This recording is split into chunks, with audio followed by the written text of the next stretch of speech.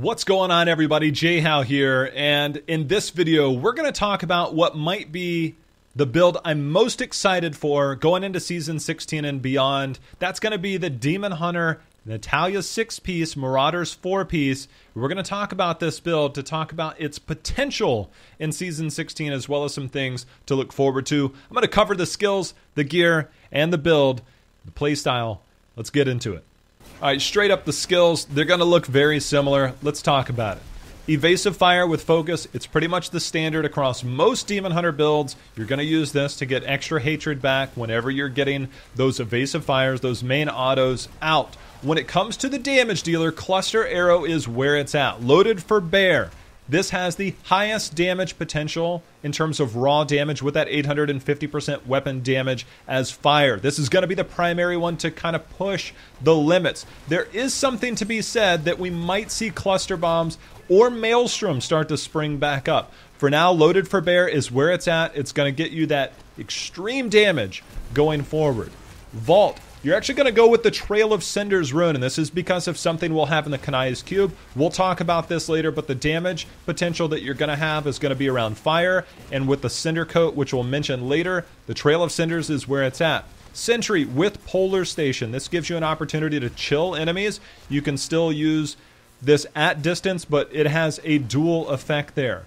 Rain of Vengeance with Flying Strike. The Flying Strike will allow you to get your Rain of Vengeance down, but it also helps control areas, control enemies, and freezing enemies hit for 2 seconds. This is important in this build because you're going to be more stationary than you would in, say, the multi-shot build. Not extremely stationary, but you're going to find different ways when we talk about the gear to maybe stay in a place at least for a moment, and that does give you some amount of control. When it comes to the companions, it really doesn't matter what you pick. I just like the Wolf Companion because you like to hear it, but you'll get all the runes from this with your gear. We'll talk about that later. Let's move on to the passives. Because when it comes to the passives, awareness, this is one that some people might shy away from when it comes to really pushing the limits, but I think this is always going to be a safe one to go with. Cull the Weak, making sure that you get that extra damage against slowed or chilled enemies. You're already going to get that from different things with your Sentry, or whether it's the Rain of Vengeance. You're going to have different ways to proc that. We'll talk about more about that when we get to the gear. Custom Engineering, increase the maximum number and charges of sentries to 3. And that's the main part, is you want those extra sentries. You need those extra sentries. We'll talk about how you'll get even more with the gear, but this just helps further your damage. Steady aim, as long as there are no enemies within 10 yards, all damage is increased. You want to be at max range, shelling out with those sentries alongside of you, pushing that damage to really try and push those higher, greater rifts. Alright, straight up, let's talk about this, because you need 6 pieces of Natalyas, 4 pieces of Marauders. Now, when it comes to seasonal, I'll go ahead and put this out there now. When it comes to seasonal, it's going to be 1 less item required overall, because it is the season of Grandeur, meaning that you're getting the Ring of Royal Grandeur automatically without having to put it in your cube, without having to wear it. So that means you're going to need 5 pieces for your 6-piece bonus, and so on and so forth. They do not stack, so it's not like you can get 4 and get another one. So some combination of Natalya's 6 pieces with the Marauders 4 pieces is what we're looking at non-seasonally. We're going to see some experimentation once the season comes live, because there will be some alternative options when you need that 1 less piece. When it comes to Natalya's, you'll definitely need the weapon and the ring to help complement the rest of it, and you can mix and match when it comes to the boots, the pants, the chest, the helm, the shoulders, and the gloves. So you can mix and match there to really try and make sure you get all the pieces. But those 2 items, when it comes to the ring and the weapon, there are things that you are going to absolutely need. Now, let's talk about the set bonuses, because there are going to be some buffs coming up. First, let's focus on Natalya's, because right now, reduce the cooldown of Rain of Vengeance by 4 seconds when you hit with a hatred-generating attack or hatred-spending attack. You're going to be shelling out in different ways, and the Rain of Vengeance, we'll talk about what that can do, because it deals 100% increased damage with the 4-piece, but then also, at the time of this video, it's actually saying 3,500 damage, increased damage, and takes 60% reduced damage for 10 seconds after you cast Rain of Vengeance. Going into Season 16, whether it's the season or non-season, this is getting buffed from 3,500 to 14,000. That's right. So we are seeing a massive buff on the 6-piece bonus, and this is all of your damage. So after you cast Rain of Vengeance, you'll now be doing 14,000% increased damage and still take 60% reduced damage for 10 seconds. That is a tremendous buff, and this is very important when it comes to the build and how we're managing everything. Another thing to keep in mind here is that for Natalya's, you're going to get it. The Rain of Vengeance isn't going to be your primary source of damage. That's going to be your sentries and your cluster arrow that we talked about during the skills. But you want to start focusing on getting resource cost reduction on some of your gear. And with the Natalya's, you can get that on the weapon. You want to have that on your gloves, on your shoulders. And you want to have different ways to reduce the cost of your resources, because you want to put out as many cluster arrows as you can, because that's going to be pairing with the Marauders. And we'll talk about that now, because the Marauders bonus, as I mentioned, Companion calls all companions to your side. That's good because you get multiple buffs, multiple different ways of controlling the battleground. But the 4-piece, Sentries deal 400% increased damage and cast Elemental Arrow, yada yada, but most importantly, the Cluster Arrow. Now, what's going to be interesting is how this gets maybe manipulated going forward, and whether we see some variations. But for the most part, getting that 14,000% damage off of your Natalya's will help put out the damage here. But one thing to note is at the time of this video, you'll see that it says 3,000% increased damage for every active sentry. That's not active because there's just not enough places in the Ring of Royal Grandeur. You know, there's no real way to get this. But the N6M4 build is based around this. So you're still getting your sentry shooting out, but the damage increase is actually coming from the Natalya's 6-piece, not the Marauder's 6-piece. So you're still going to get that 14,000% increased damage from Natalya's, but you'll also be able to cast that, getting the extra damage here from your Marauders, which is why there's so much synergy and excitement about the Natalya 6-piece and Marauders 4-piece going into Season 16 and beyond, whether it's seasonal or non, just because of the synergy of that extra damage from Rain of Vengeance paired with your sentries shooting off here with Marauders. Now, I mentioned the extra sentries when we talked about the passive skills with custom engineering. We're going to take a look at Bombardier's Rucksack, because the passive on this gives you 2 additional sentries, meaning that you can put 5 out. You're getting a ton of sentry damage from this. You're getting several different ways of pushing out damage, getting that max value from all the different synergies, and really shelling out with this. The synergy between Natalya's and Marauders with that 6 and 4-piece bonus, you're just adding to it, getting those sentries, and you're just putting out as much damage as possible. When it comes to your belt, Zoe's Secret. This is no secret that this has been the main build when it comes to at least having the Marauders in some form. Getting that 2-piece bonus, you now have all of your companions out. You take less damage for every companion you have active, so that's important because you are a demon hunter, you are squishy, and you want to keep that damage mitigation down as much as possible. Still, when it comes to the bracers, we're still going to look at Wraps of Clarity, the same that you would see it on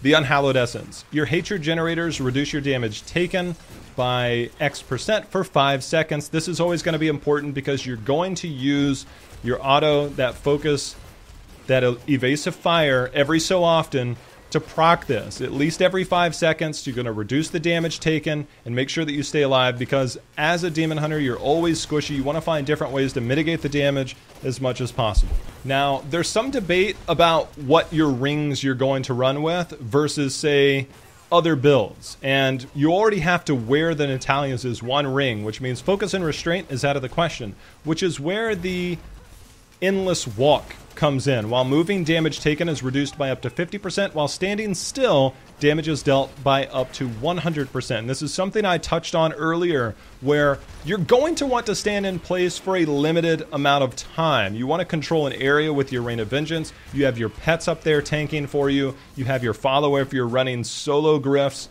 And this, it gives you an opportunity to stay back, shell out some damage, and then evade things as needed. And so the Endless Walk is strong. There is some debate on whether you want to go a convention of elements for a ring and maybe a Hellfire as your amulet. There's going to be some type of a variation that we'll see at different points, but the Endless Walk set is a very healthy way to reduce damage but also do more damage. And this build is different than Unhallowed Essence in that you have your pets, you have different forms of control to maybe stand still a little longer than you would in some of the other builds. When it comes to your legendary gems, a lot are going to look familiar. Bane of the Stricken, each attack you make against an enemy increases the damage it takes from your attacks, gain 25% increased damage against bosses and Rift Guardians. At high greater rifts, you're going to need to attack more, which means that you'll get more value out of Bane of the Stricken. If you're playing at lower tiers, then maybe something different. But one gem that you're definitely going to want to have is the Bane of the Trapped. Enemies that are under control impairing effects, and you're already getting different slows, whether that's from your companions with the spiders, whether it's from your Rain of Vengeance, whether it's from your sentries. There's different ways to proc this, so getting the extra damage from Bane of the Trap, very, very important that you have that. Also, Zai's Stone. This is something that maybe you trade out, but you're also going to stand at range, and you want to fire from afar to get that extra damage, and so the further away you are, the more damage you do. So Zai's Stone paired with the Bane of the Trap, very strong, and Bane of the Stricken, if you're pushing those high greater rifts, you can never really go wrong with those. When it comes to your Kanai's Cube, because we're running Cluster Arrow, you're going to go Manticore. This reduces the hatred cost of Cluster Arrow by 50% and increases its damage by 300%. This is important because we have seen some variations with just the Marauder 6-piece running the multi-shot, but we're doing it differently here because we're running the Natalyas. Getting that bonus damage from Cluster Arrow, having the resource cost reduction that we mentioned on your gloves and shoulders, and potentially your weapon and other items. We mentioned the resource cost reduction. You want to fire off as much cluster arrows as you can. This is one way to get that bonus damage, but also have more of that resource cost reduction. Now, I mentioned during Vault going Trail of Cinders, and because we're going Loaded for Bear, it is a fire skill. You want to make sure that you have the Cinder Coat in there. This allows you to vault more often, and it's better than some of the other options. Plus, you can pass through and do a little extra damage, but it's mostly to keep those resource costs down on your Cluster Arrow. In order to get that 6-piece bonus from your Natalyas and your Marauders, going the Ring of Royal Grandeur is a must-have. Now, if you are running in Seasonal and you didn't put the Convention element in your ring slot, going Convention here is one way to really get value out of the jewelry slot. But let's go back to the Seasonal part, because it is the season of Grandeur, which means you're going to need one last piece. You don't need to put the Ring of Royal Grandeur on in your inventory, on is equipped, or in your jewelry slot. So it opens up a lot of builds. It opens up some variation. For this build, it is going to be necessary to have all of the pieces in place, but the jewelry slot does become open. Convention is always something that you can feel comfortable going with, and there are different ways to run. If you feel you're taking too much damage, there's always the elusive ring that you have to reduce damage after vaulting. So there's several different things that you can go with, but Convention here, if you're in season, remember, out of season, that does not take place. So it's only in season where you won't have to have the Ring of Royal Grandeur here. When it comes to the gameplay setup, it's just a matter of making sure to get your sentries down and shoot from far away. There is different ways to maybe use one of your sentries to proc the slow, or find different ways to manipulate an area, a choke point, or find some way to set up the next step. You start to become accustomed to the way the layouts are on some of the greater rift levels. You want to position your sentries so that you're staggering yourself for success going forward. The sentries have an incredibly long range and can basically shoot from off screen at something you're moving towards, but you always want to set up for the next step. You also want to make sure and give yourself an area for your pets, and that way you're shooting almost like a concave, so that you have different ways of setting up going forward, but also something to stand back, to get use of your Zai Stone, to get use of the steady aim,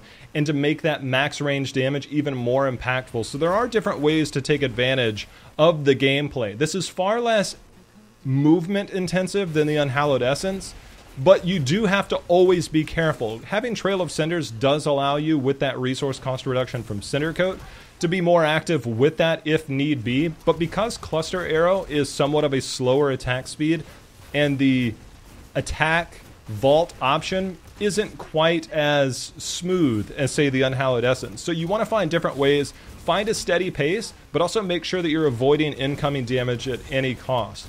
Remember, don't forget to get your evasive fire out, making sure that you get that generator attack out to proc your bracers. And that's just one way to stay alive. You're going to move forward. You're going to find different ways to manipulate this. Once you start to get the hang of where to put your sentries down, you'll feel far more comfortable. So we'll see how that plays out going forward. But this is the build. This is one of the more exciting ones going forward, going into Season 16 and beyond, whether it's season or non-season, just because of the massive buffs that are coming in to the Natalya set. Remember, the Marauders, you do not get the 6-piece bonus with this setup, but there are going to be some builds that will come out that will take advantage of that. So make sure and come back. Be sure and subscribe. Check it out. We'll be able to cover all the builds going forward, see what might be the next big thing in Season 16, and try and see maybe what that new item is that kind of comes in when you don't need that Ring of Royal Grandeur. So be sure and hit that subscribe button. As always, I appreciate you guys watching. Until next time, happy hunting. See you again.